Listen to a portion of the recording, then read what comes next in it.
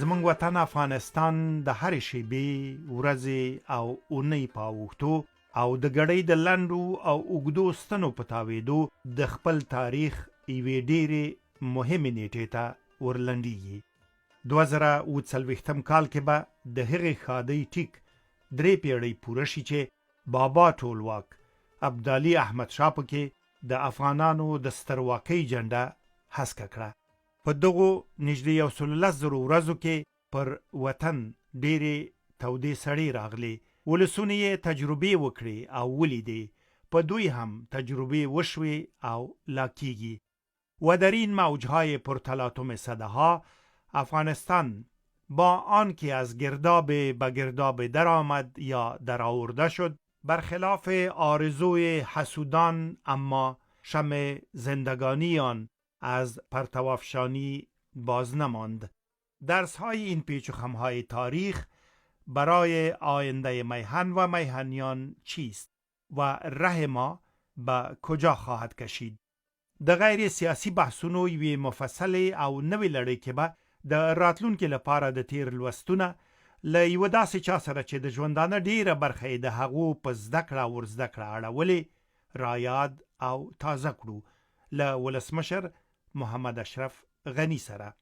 این برنامه ها به شکل پودکاست ها پیشکش خواهند شد و در آن از آقای غنی بیشتر همچون یک چهره مطرح اکادمیک خواهیم شنید.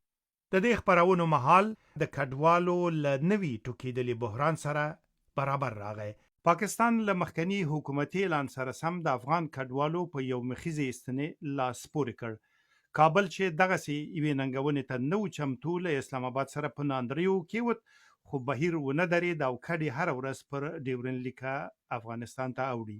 له دې امله د بحثونو پیل له همدغه بحران سره د چلن په اړه د ښاغلي غني د دریځ اخیستنو او سپارښتنو څخه کوو. زه داود جنبشم، ټولو ته په درناویو هرکلی وایم.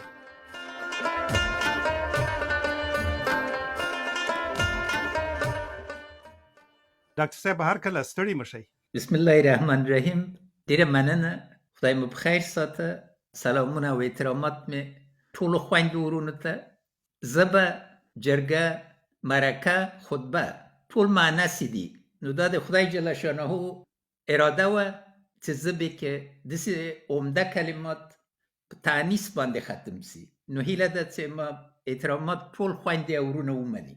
هیله ده چې په وطني ژبه دا رقم وغږیږو چې ټول وطنوال را سره په یو ټغر کې کېناستلي، او هیله ده چې یو لازمي اجماع ته ورسیږو چې وطن له دې ستونزو نه ووځي او په خیر او قرار خپل جهت پیدا کړي. دغه خو به کوو، ستاسې خبرې به اورو، ستاسې طرحې ډېرې مهمې دي، غوږ به ورته نیسو. بېانصافي به وي دې سر کې باید ووایم، اورېدونکو ته هم دا یادونه او اعتراف باید وکړم چې د دې پروګرامونو نوښت ډاکټر صاحب ستاسې خپل دی، او سره له دې چې زه به یې کوربه یم، لوری به یې تاسې ټاکئ. مننه. بیا هم موږ ولس د لوی عقل خاوند او له یو لاس نه ټک نه خیزي او نه لمر په یو ګوتو باندې پټېږي. نو ضروره ده چې یو بل سره وغږېږو، په سړه سینې باندې خپل مشکلات باندې پوه سو او د حل لارو باندې نتیجه ته ورسیږو. تشکر استاد. در این حال میخوام که شما در همین جا یک تعهدم با ما و با شنونده ها بکنین که این سلسله که امیدوار هستم شکل پودکاست های پیهمه بگیره، ادامه پیدا میکنه و تنها به مسائل مهاجرین محدود نمیمانه. مطلقا. بازم احترامات خود به تمام خواهر و برادران ارائه میکنم و تعهد میز که بحث همه جانبه نه تنها سر مشکلات بلکه سر دارایی ها، فرصت ها و راه های حلم متمرکز می سازیم. همیشه نظر می بوده و بازم هست که عقل جمعی افغان ها فضل خداوند بسیار قوی است و اگر فرصت یک گفتمان واقعا ملی فراهم شود، ملت رای خود را پیدا میکنه. ما سریزه کې وویل چې دغه اوس افغانستان چې له کوم حالت سره مخامخ دی، د کډوالو ستونزه ده. البته نور هم ډېرې دي، خو دغسې یو حالت، یعنې حد اقل په د وروستیو لسیزو کې زما نه دی په یاد چې لسګونه زره کسان د یو ځل په یوه هیواد باندې رامات شي. څومره جدي حالت دی؟ حالت جدي ده، ځکه آباد ته یې ګورئ. کم له کمه 8 میلیونه افغانان کډوال دي په ایران او پاکستان کې. رسمي د ملګرو ملتو اټکل دا د 4.5 میلیونه افغانان په ایران کې دي او نور پاکستان کې دي. د خپل د ایرانیانو د داخلي وزارت خبره داده چې 15 تا 6 میلیونه افغانان په ایران کې دي. د نسربیره اټکل داده چې 6.5 میلیونه افغانان د وطن منځ کې بې ځای سوي دي. نو مسئله واقعا جدی ده. فکر میکنین خب ایران کنار میگذاریم، حالا که مسئله پاکستان مطرح است، چی تعداد از اینا با خطر اخراج یا عودت اجباری به افغانستان مواجه هستند؟ ایران کنار گذاشته نمیتونیم، چون باز میسای نشان میده که در سال جاری میلادی در حدود 310,000 افغان از ایران به برگشت مواجه شدن، اما چون به صورت تدریجی آمدن، نه به اساس یک فیصله یک بارگی، مردم متوجه اهمیت موضوع نبوده. درباره پاکستان موضوع جدی است، از جهتی که یک فیصله سیاسی بدون بررسی سرتاسری عواقب ازی و همچنین طرز مدیریت ازی صورت گرفته. بنابراین قصایی که در و گزارشایی که در مطبوعات پاکستانی می واقعا تکان دهنده است.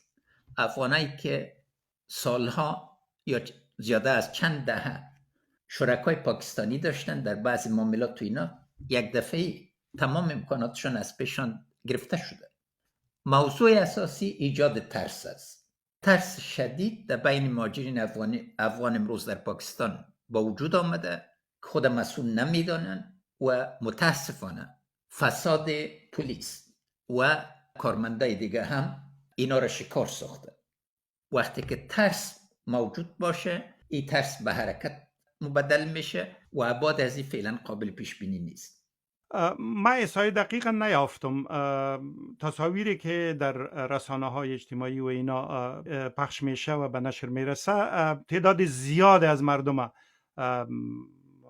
و لاری ها را نشان میده که به سوی افغانستان در حرکت است. تا الحال فکر میکنین تعداد اخراج شده ها چند باشه؟ به چی تعداد میرسه؟ در صدهاست، هزارهاست یا صدها هزار است؟ تخمین ملل متحد بازم تنها تخمینی که وجود داره در حدود 261,000 افغان است. اکثریت از اینا به 3 ولایت ننگرهار، قندهار و کابل در حال رجعت بودن و در پهلوی از او قندوز و کنر هم در سطح 5 ولایت بالا قرار دارد. فکر میکنیم که اگر 8 میلیون افغان که در دو کشور همسایه عمدتاً پناهنده هستند برگردن، یک بار بسیار سنگین بر دوش افغانستان خواهد بود که با هزاران مشکل دیگر روبروست. مطلق. و نکته در چیست؟ یک، در قسمت پاکستان یک بود موضوع سیاسی است و یک فیصله ظالمانه است که همه باید ایره تطبیق کنند، چون مخالف تمام اصول و قوانین بین‌المللی است. و دلچسب است که تمام روزنامه و مبصرین پاکستان سر موضوع فلسطین اظهار همدردی میکنن، در حالی که افغان‌ها را اخراج میکنن. اما از برادرای و خواهرای پشتون و بلوچ خود ما خاصتا متشکر هستیم که یک موقف بسیار اصولی و قانونی گرفتن تا حقوق حقی افغان‌ها به حیث مهاجرین مورد توجه قرار بگیرد. اما موضوع دومش موضوع اقتصادی است. بدبختانه هم پاکستان هم ایران در مشکلات جدی اقتصادی هستند. ارزش پول روز به روز در حال کم شدن است و قیمت‌ها در حال بلند شدن است. شرایط کاریابی را که در گذشته وجود داشت وجود نداره. و نقطه سومش یا بود سومش است که کمک‌های بین‌المللی که برای مهاجرین افغان در پاکستان وجود داشت و تا حدی برای ایران قابل تداوم نیست. جامعه بین‌المللی علاقه خود به کمک به افغان‌ها از دست داده. از اون جهت تمام تقاضایی که به خاطر کمک صورت میگیره تنها 1% ناچیزش مورد تمویل قرار میگیره.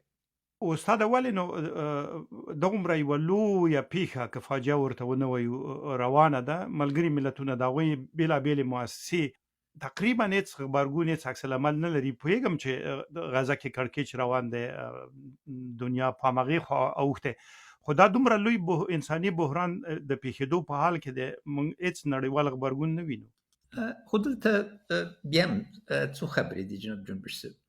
لومړی ایموږ واحد غږ چیرې ده؟ څوک ایموږ له وطن نه او خاصتا ایموږ له بېوزلو مهاجرینو نه استازیتوب کوي؟ دویم، ایموږ طرحه څه ده؟ اوس خبره په دې کې ده چې بیا راځئ یو چاته څو ورځې ډوډۍ ورکوئ یا د ډوډۍ پیدا کولو لاره ورته برابروئ، یو چاته څو مڼې ورکوئ یا د مڼو د باغ جوړولو لاره زده کوئ. ملګري ملتونه هیڅ وخت په افغانستان کې نه دي توانېدلي چې په یو طرح باندې راسي چې واقعا مؤثره او د کار وړ وي، قیمتونه یې جګ دي، تاثیرات لږ مګر همغه دي. او نن له بدې مرغې نه دا موضوع هغوی ته انتقاله سوې ده او موږ خپل غږ نسته. له بلې خوا نه په دې پوه سئ، نن افغانستان ته د بین المللي ټولنې مینه او پام بې حد لږ ده.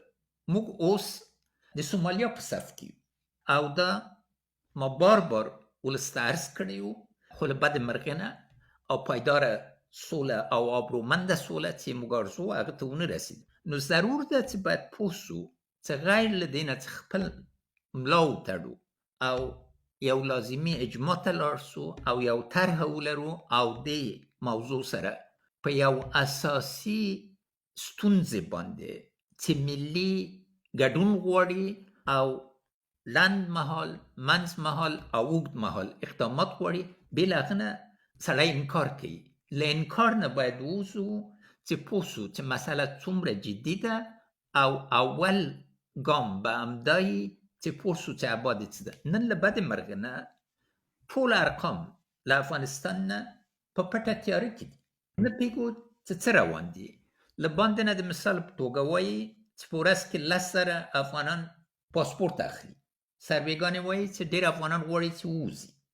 دغلته باید له شفافیت نه، له روښنایي نه ډار ونه لرو. که پوه سو چې ستونزې څه دي، لومړیتوبونه باید تعیین کړو او د لومړیتوبونو په اساس باندې بیا تګلاره وټاکو. برنامه مربوط به مهاجرین و مخصوصا اونایی که به اجبار به کشورشان عودت داده میشن یک 2-3 برنامه خواهد بود و من کوشش خواهد کردم که طرح‌هایی را که شما در نظر دارین و در بیانیه اخیرتان انعکاس یافته بود را توضیح بیشتر بدیم، یعنی فرصت خواهد داشتیم. ولی در اینجا می‌خوایم امو اساسات بگذاریم که اول ارقام و احصایه ها پیش ما باشه، بعد از او یعنی موضوع ثابت شود و فرضیه تعیین شود و بعد از او روی از او صحبت کنیم. بازم به یک نکته در بیانیه شما اشاره کنم که گفته بودین که حداقل به 9% رشد سالانه نیاز داریم برای 20 سال که مهاجرین بتانیم در جامعه ادغام کنیم. این احصایه روی کدام حقایق و فکت ها استوار است؟ اساس از این طرح در سال 2004 میلادی ما گذاشتیم که در اون وقت یک کنفرانس در برلین دایر شد و ما تانستیم یک طرح بنیادی را به نام مسئول کردن آینده افغانستان یا افغانستان مسئول در آینده با جامعه بین‌المللی شریک سازیم و کار بسیار جدی همراه بانک جهانی و تمام نهادهای عمده بین‌المللی رخ داد و اساس از این بود که به فقری که وجود داره و صدمه که افغانستان در ظرف 23 سال دیده بود 240 میلیارد دلار بود، جبران از این حداقل 1% رشد به کار داشت و باز هم در سال 2020 میلادی ما سر از این غور مجدد کردیم و تاکید اساسی ما این بود که یک پلان 5 ساله برای عودت مهاجرین خاصتا از پاکستان صورت بگیره و این ارقام هم با صورت اساسی مورد نظر گرفته بودیم. با مشکلات داخلی قبلا هم خدمتتان عرض کردم که 6.5 میلیون بجا شده داخلی داریم و سطح فقری که فعلا موجود است و بیکاری که موجود است ضرورت عمده و دوامدار است چون ما بدبختانه همیشه در پیشرفت اقتصادی خود انقطاع داشتیم. چرا 20 سال؟ از خاطر که در 40 سال ما به صورت دوامدار صدمه دیدیم. با دنیا در یک پله غیر متوازن قرار داریم. مراکش ببینین طور مثال تنها تداوم به یک جایی رساندشان که امروز فرق بین از اونا و ما نهایت زیاد است. اگر به صورت اساسی ما تداوم پیشرفت نداشته باشیم و مقطعی باشه، باز هر بار که شروع میکنین کار مشکل تر بشه.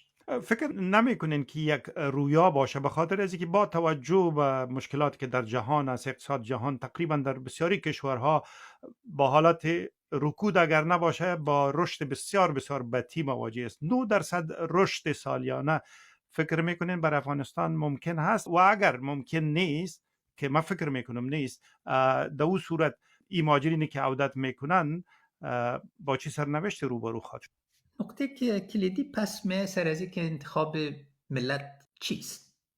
آیا فقر و فاقه دوامدار قبول میکنیم یا کمر بسته میکنیم و تمرکز میکنیم بالای تمام دارایی های پنهان و موجود خود و امکانات خود و با اولویت بندی دقیق پیش میریم؟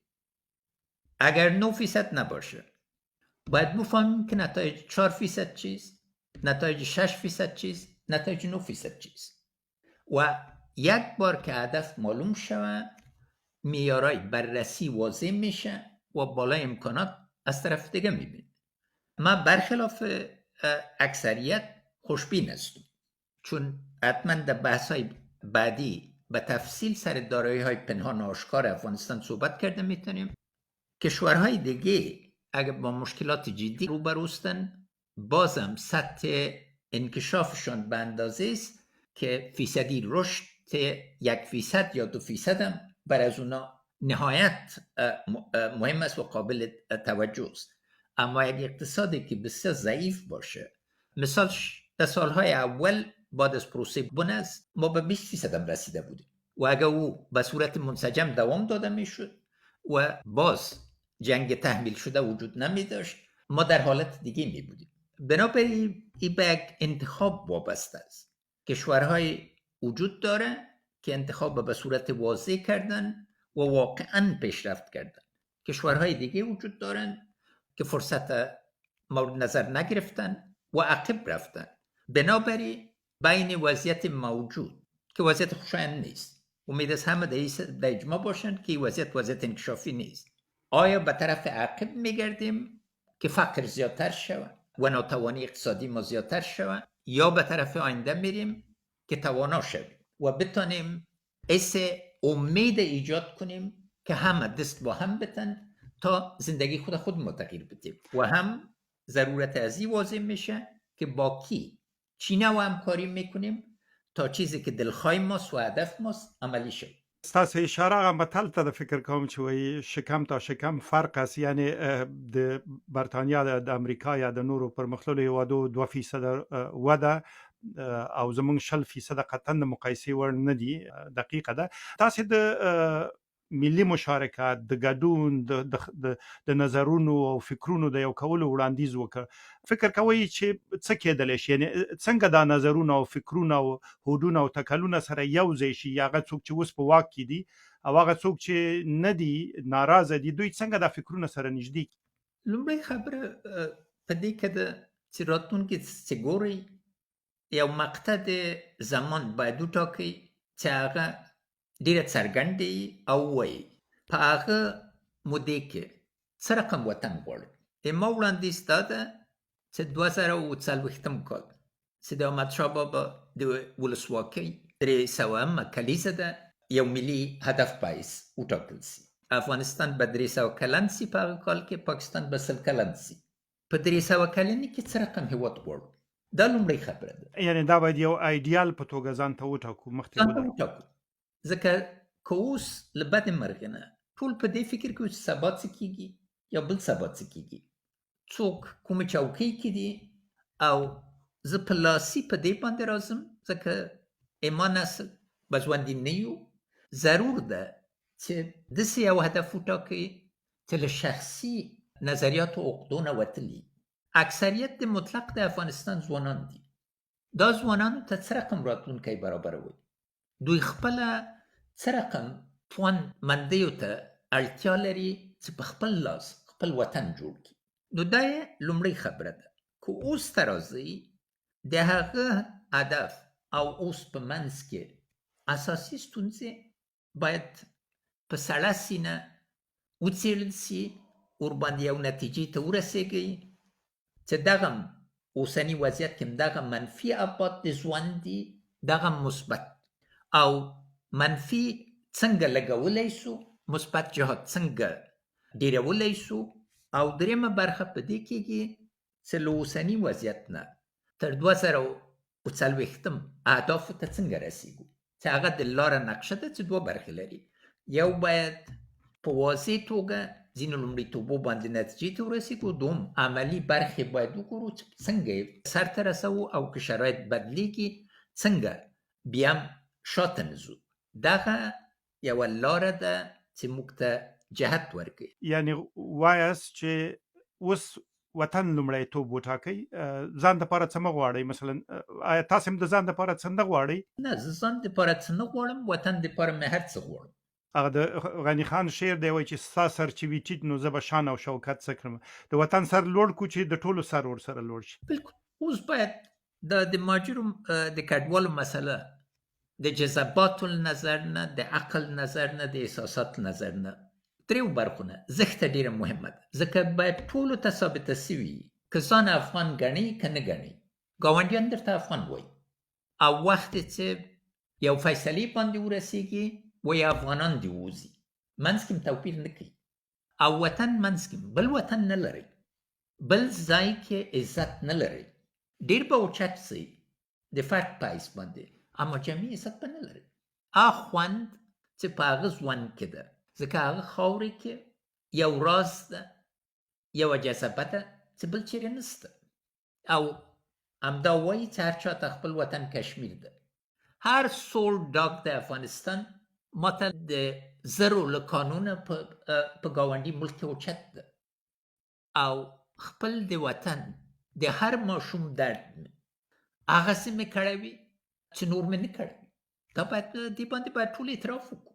او بل دغه امکانات لرو، خدای جل شانه را باندې ډېر لوی مهرباني کړې چې وطن کې امکانات سته.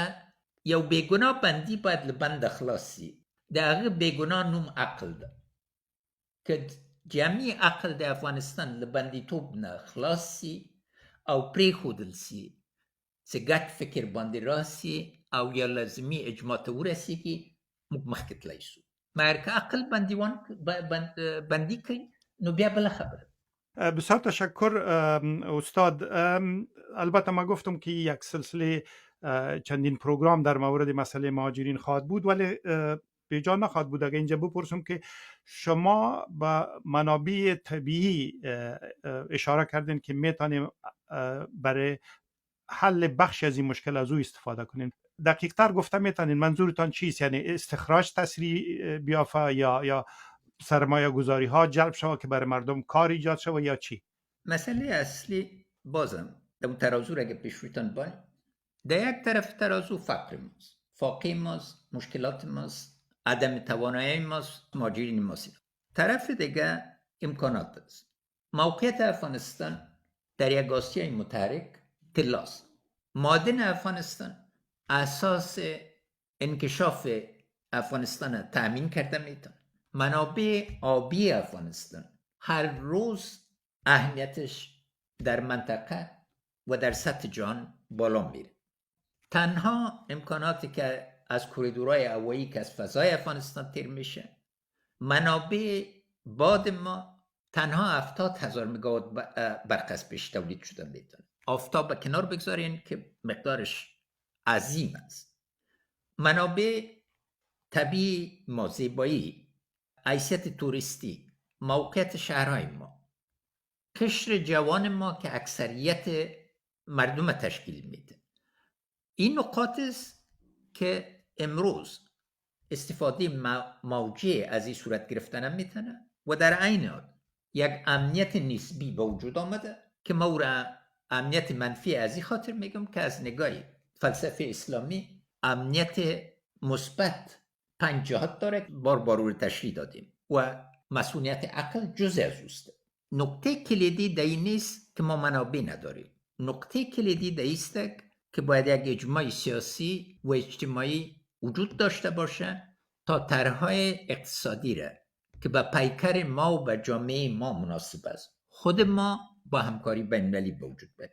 نکته بعدی از است که برای نوع پیشرفتی که به کار داریم هم ضرورت به همکاری منطقوی با همسایه خود و با آسیای متحرک داریم و هم با جهان اسلام و منابع سرمایه گذاری و کمک بین‌المللی.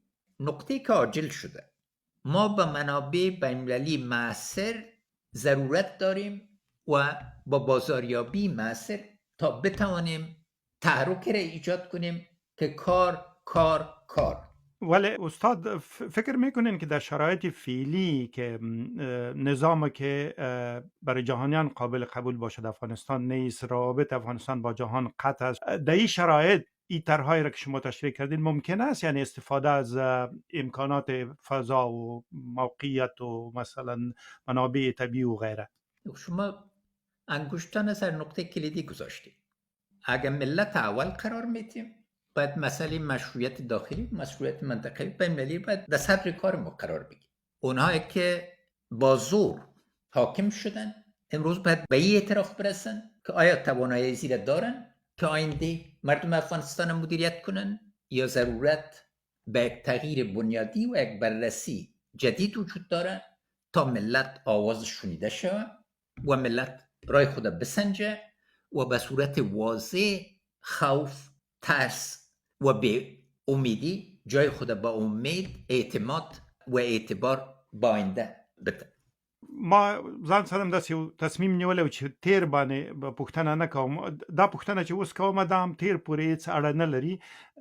یعنې غواړم فقط ستاسې نظر ولرم چې 2014 کې چې تاسې د ولسمشرۍ نماند وئ او ما در سره ستاسې په کور کې وکتل، ستاسې په نورو طرحو کې یوه دا وه چې تر هغو افغانستان خپل د میلیونونه کډوال راستانه نه کړي، ملي حاکمیت بشپړ نشي تامینېدی.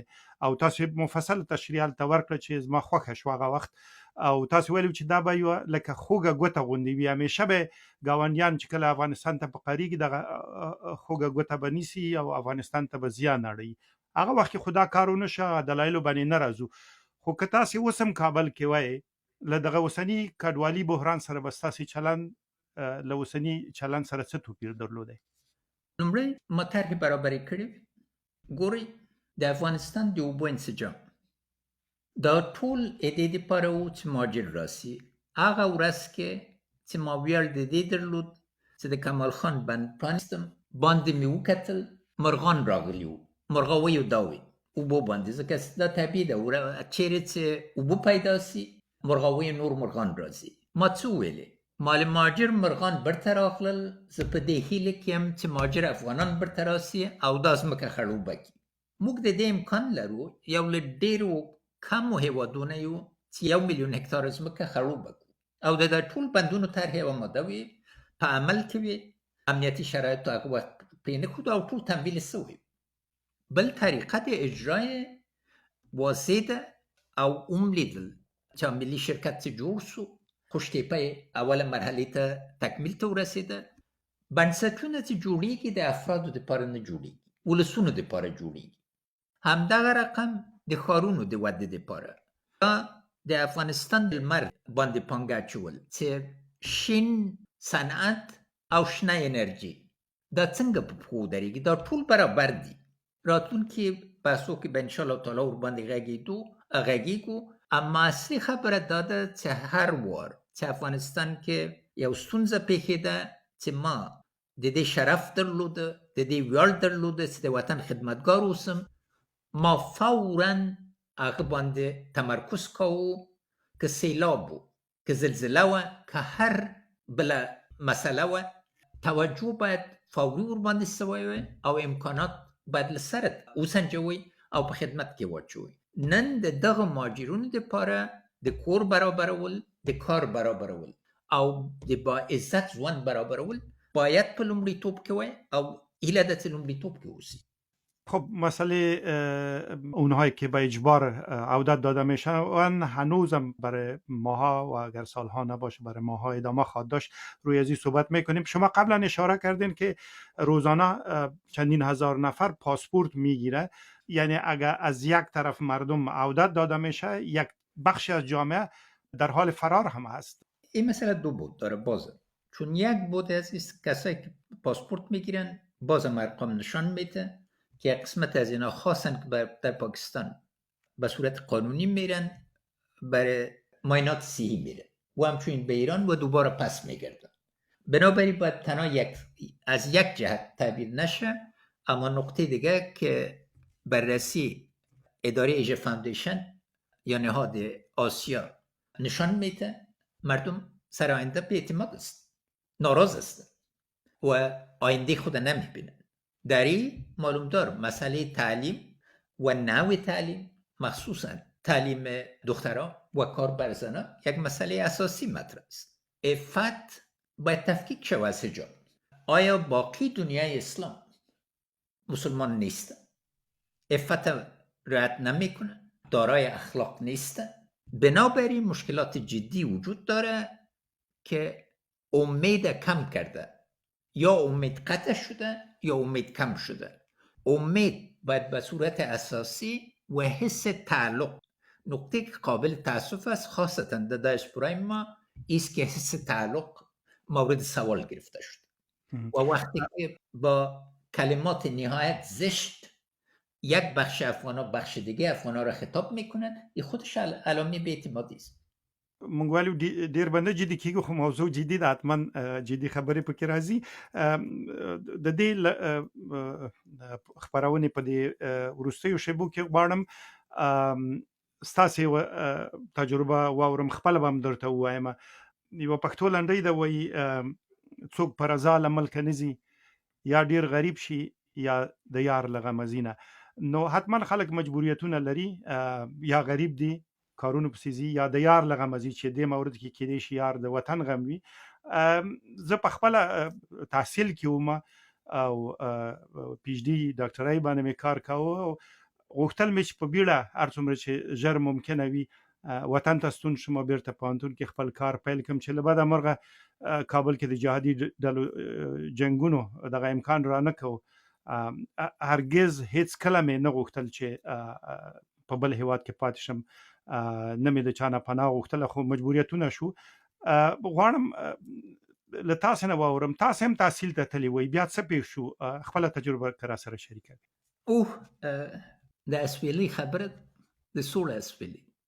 زه کابل پوهنتون کې ځوان استاد او د دکترا دپاره مې امریکې ته لاړم.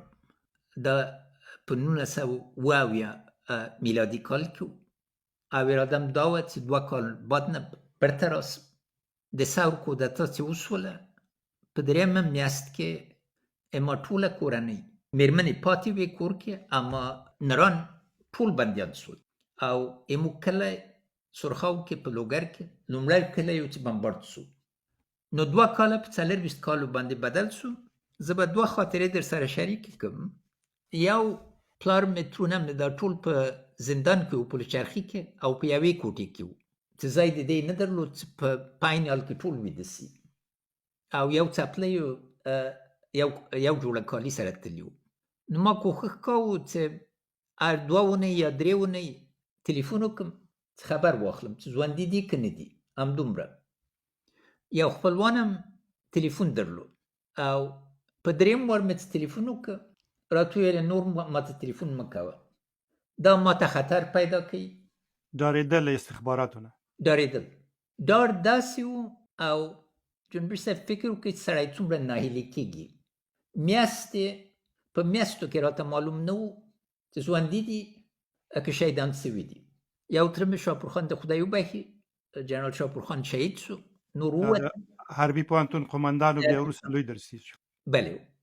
او نور پس له هغه نه هغه رقم تجربې نه انسان بدلیږي. دوم دا د وطن درد.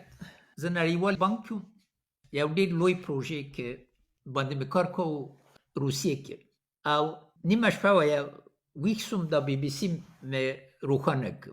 یو انځور مې ولید چې د بی بي سي یو پروګرام و چې د لوی اسکندر لاره یې تعقیبوله او په همه دقیقې کې زه پوه سوم چې دا اندراب ده، ځکه چې په اندراب کې په اسب باندې څو وارې تللی او ډېر بلد وم. 2 ورځې رانه خوب ورک و.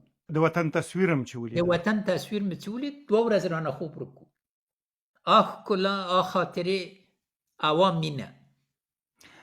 وقتی که استاد به تحصیل رفتین و باز کودتا شد و شما نتانستین برگردین و با آمریکا رفتین، این آرزو را داشتین که دوباره برگردین، شاید دوباره در پوهنتون استاد باشین؟ هر روز مدامی فکر بود و از این جهت وقتی که حادثه 11 سپتامبر رخ داد، یک طرح را برای آبادی افغانستان در بانک جهانی نوشتم و بعد از اون از بانک جهانی رخصت گرفتم تا بتانم با مطبوعات به صورت آزادانه صحبت کنم و امرای ملل متحد که هیچ وقت حاضر به کار شده نبودم، خاصتا از خاطر افغانستان حاضر به همکاری شدم و با مجردی که فرصت برابر شد در ختم سال 2001 ما برگشتم و دقیقه که ما به کابل رسیدم مقدار خواب روزانه ما از ضرورت 7 ساعت یا 8 ساعت در روز تنها به 5 ساعت تقلیل پیدا بود و احساس آرامش را ما در افغانستان داشتیم هیچ وقت در هیچ نقطه جهان نداشتیم. ډیره مننه استاد. فقط یو څو ثانیې لرو.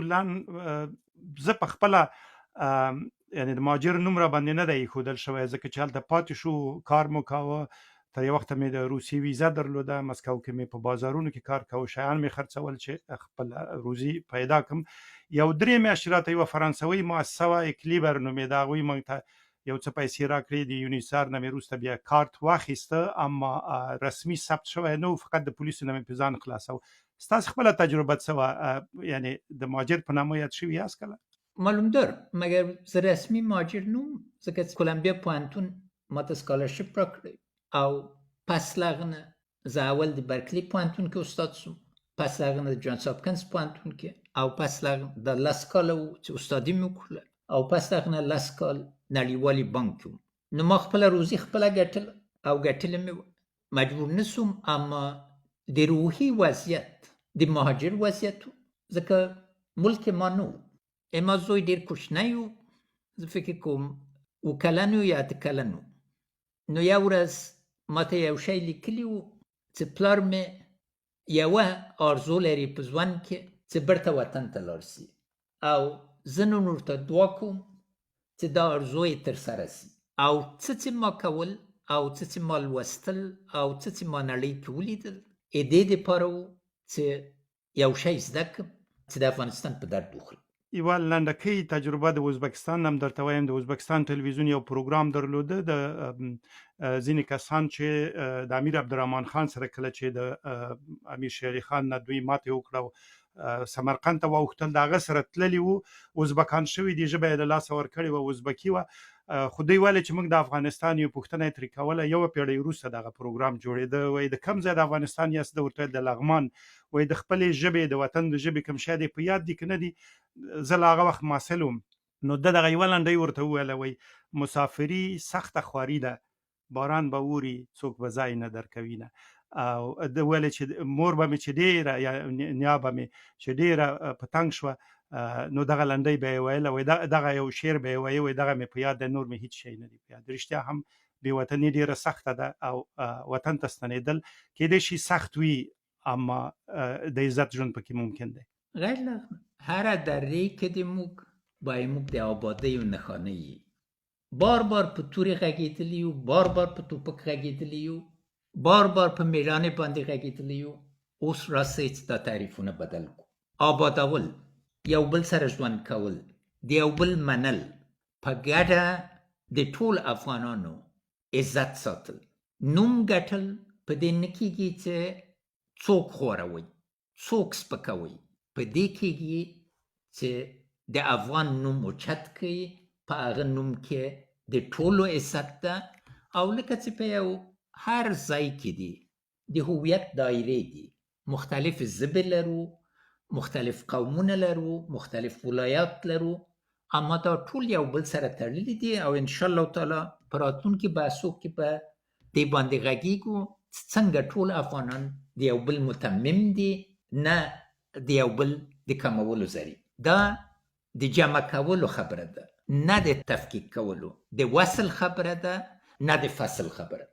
ډیره مننه استاد. زموږ د دغه پودکاسټ لپاره د دغه خبرونې لپاره وخت هم دومره و، لکه چې تاسو خپل ډیر په ځای دغه ورستیو جملو کې یادونه وکړه چې د دغه بحران او د وطن جوړونې په بیلابیلو اړخونو باندې نورو پروګرامونو کې غږیږو. کورم ودان ژوندي اوسئ. مننه. زنده باد افغانستان.